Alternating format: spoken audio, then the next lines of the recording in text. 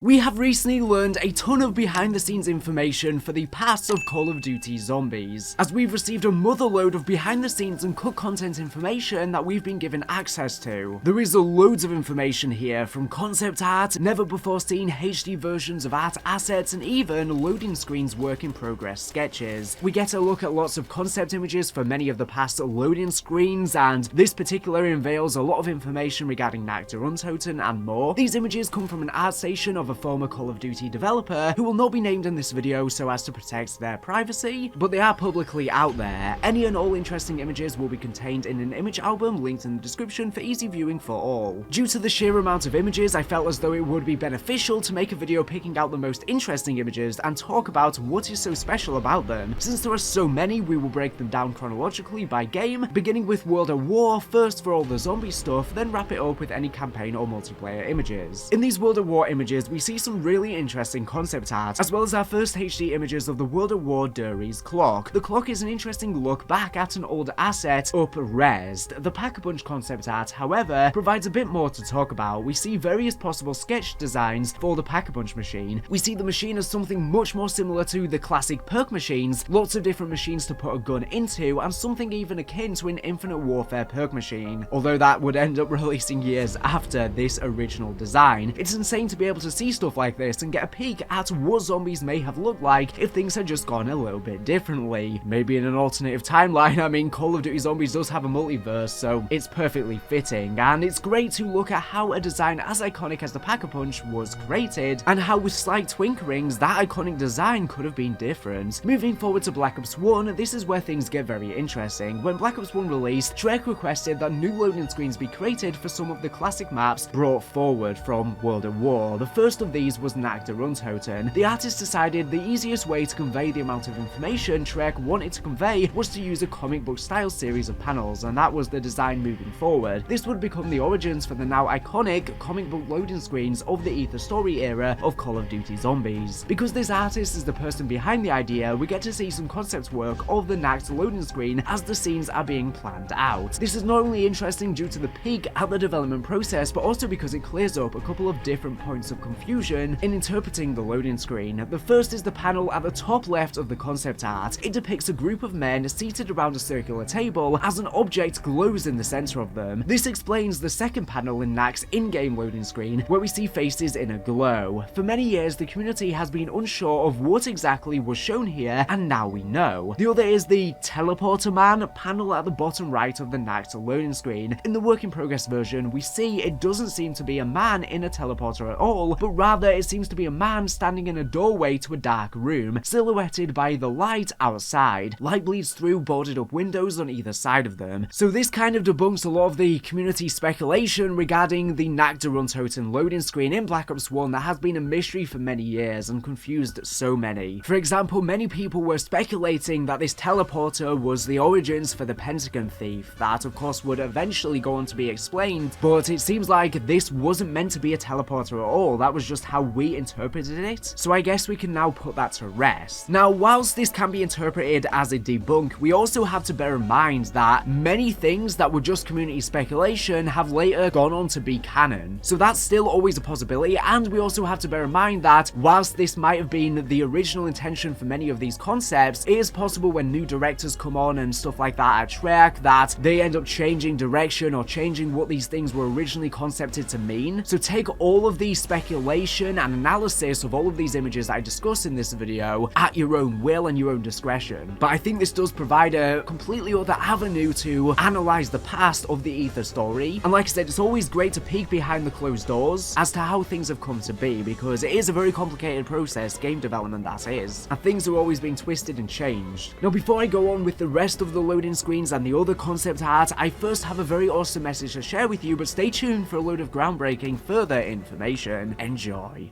Greetings, future architects for prosperity. Are you ready to embark on an industrial journey where the efficiency of manual work meets the marvels of automation? Welcome to Revive and Prosper, a voxel-based strategy game that challenges you to revive the world and build a thriving base amidst the remnants of an unknown apocalypse. The key features to ignite your creativity: you have mutants at work, command a team of 6 mutants and their trusty golem sidekicks, learn the art of resource gathering, base construction and automation to optimize your industrial empire, efficient resource gathering, say goodbye by to manual excavation, utilize the digging wheel to extract soil, feeding it into the sedimentation machine for efficient sorting into essential resources, revolutionize the way you gather materials. With the golem workforce, your golems are the backbone of your operation. Enjoy bonuses for faster construction, digging, planting, and cooking. Ensure their longevity by generating biomass in the biopress and crafting new companions when needed. Adapt to the changing weather. Weather conditions impact your base. Manage river levels during rain to prevent floods. Harness wind from sandstorms for windmills and prepare for heat waves by storing water. Every decision counts in this dynamic environment. With technological progression advanced through ages from wood to electricity, concrete, atomic, and even the space age, evolve your base, unlock new technologies, and conquer the challenges presented by each era. Multi-biome exploration. Experience diverse biomes and unlock the cosmic age, where you can build a rocket, travel to the moon and establish a base, venture to Mars, terraform its landscape, and make it habitable. The possibilities are as vast as the cosmos. The game has very detailed mechanics and gameplay, with factory settings, master the default settings to optimize production and storage, understand production and storing modes to create an efficient and prosperous system, dive into the intricacies of water pumping, learn how to manage water resources to fuel your base's growth, job priorities and bonuses, assign job orders to mutants and golem sidekicks strategically, leverage bonuses for faster construction, digging, planting, and cooking, and adapt your strategies to changing weather conditions. Your decisions impact the survival and success of your base. There are also tutorials for mastery. Recognize the importance of tutorials, learn to control the game efficiently and effectively, ensuring you can navigate the complexities of base building with ease. A living ecosystem awaits. Immerse yourself in a world teeming with possibilities. Revive and Prosper seamlessly blends building, production, and harvesting with a living ecosystem. The fate of the world rests in your hands. Can you revive and prosper? So if this game excites you, be sure to download it right now via the link below on Steam. Ignite your creativity, automate your empire, and reshape the course of history. The world is waiting for its revival. Will you answer the call? And a huge thank you to them for kindly sponsoring this video.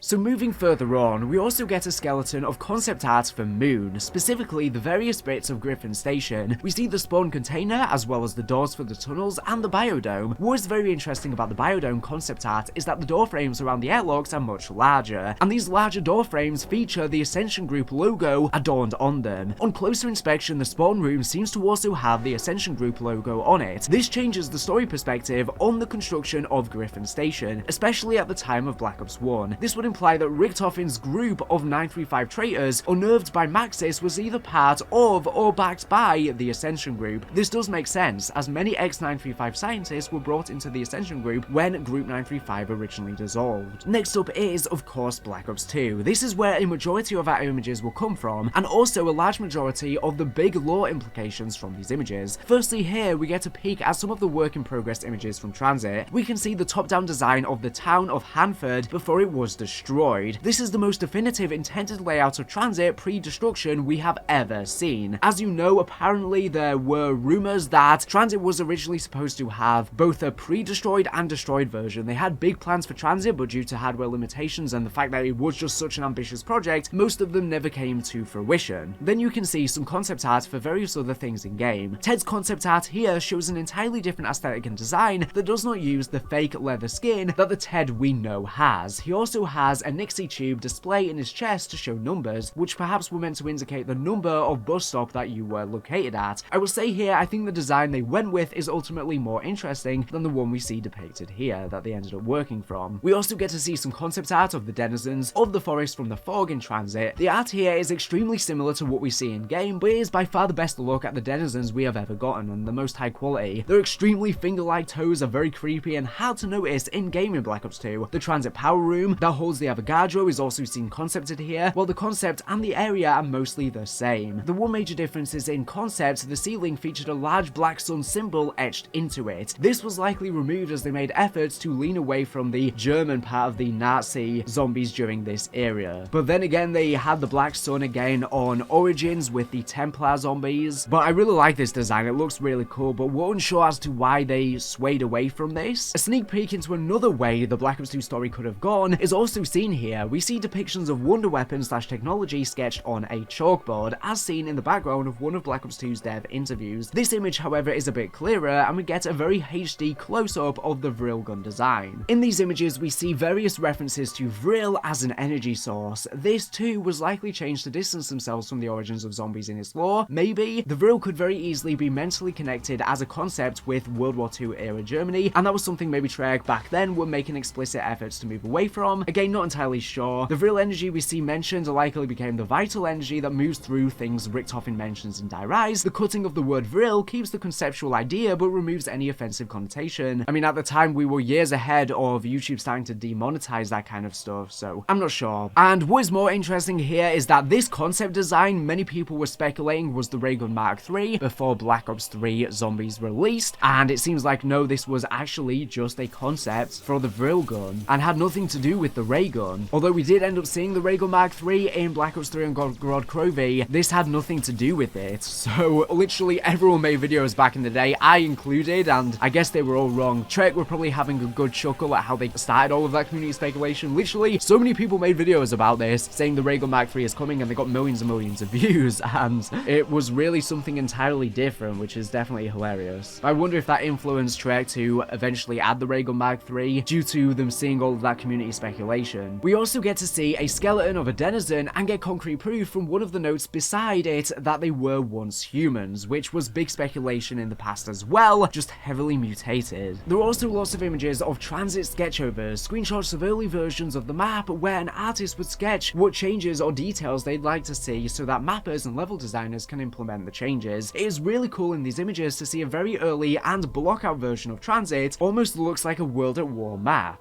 I guess especially due to the more basic lighting and texturing. And lastly, for TranZit, we get to see some high-res versions of the images that leaked a long time ago for the cut meat as well as race game modes. So there were many modes planned for Green Run / TranZit, more than this even, but they all ended up getting cut since development was so shaky. I think meat, there was going to be one person that would have the meat on the team and everyone would try and get it from them, and race, as the name suggests, would be different players racing to different parts of the map against obstacles and zombies. In fact, the recent Raygun mode that was added to Modern Warfare 3's multiplayer was one of the cut modes for TranZit, and we've seen it all these years later, so I would definitely like to see Trek expand to more game modes, even if they're just small little party fun modes like this that don't have that much replay value, but it's just something bonus. After TranZit, we see some Buried and Mob of the Dead concept art. We see concept art for the perk machines of Vulturade and Electric Cherry. These perk concept images do not contain tons of ideas like the Pack-a-Punch one from World at War, for example, but rather show drawings and renderings of the final design for the perk machines, logos and bottles. These were likely to assist modelers in implementing them into the game, rather than designing the actual appearance from the top down. The Buried concept art also features some really cool sketches of the designs for buildings. We see that without even knowing the true structure of the cavern, artists were already designing crushed old West style buildings that basically made it into the map 1-to-1. Lastly, for Black Ops 2 is the Origins concept art we get, where we get to see the initial concepting of the designs for the new Wonder Fizz, random perk machine, and the mystery box styles seen in Origins. While the Wonder Fizz we see is essentially the same as what ended up being implemented, the mystery box variant is slightly different. For Black Ops 3, we only really get concepts for one map from this artist, Zetsubo no Shima. In the Zetsubo concept art we see here, we get to see initial early renderings of the alchemy station, the venom extractor machine for the spider, and the table where you craft the KT-4 wonder weapon. These machines are all aesthetically unique and have lots of intricate moving parts in the map, so it makes sense they were specifically individually concepted. We see the machines rendered in 3D software with occasional 2D edits on top to show how they would look and function in game. This is likely the last Zombies map this artist worked on, or at least the last one that he is no longer bound to an NDA for, as no more zombies related images are shared beyond this. Lastly, we are treated to some concept art and design images of the Black Ops 2 and 3 campaign and multiplayer maps. Most of these are 2D and still at sketch level, but it provides an interesting window into how much the aesthetics of these maps were already planned at such early parts of development. And with that, you've seen most of the interesting images from this artist's posts. They look beautiful though, such good work. There are more and HD versions of these maps featured in the album linked in the description, like I mentioned at the start of this video, so you can go through them all and have a look for yourself and interpret them for yourself. If you noticed anything interesting that I haven't mentioned in this video, be sure to let me know in the comment section down below, and let me know your thoughts on these in-depth images, and especially what you think of the Nacht Der Untoten loading screen, and specifically what do you think the Nacht Der Untoten loading screen is depicting now that we have a much more concrete idea. Thanks everyone for watching, I will see you all next time, and let me know if you want to see more content going behind the scenes of old Call of Duty Zombies in future videos. Especially right now with Modern Warfare 3 Zombies, it seems like there's not really much diversity with types of content you can make. Most people just seem to be making schematic grinding videos, or the best gun videos, or tips and tricks, so I'm trying to do something a bit different right now, as that seems to be all that's really getting pushed out right now and is getting the most views. Anyways, thank you for watching the video, make sure to subscribe if you're not here for latest and greatest Call of Duty news and information, so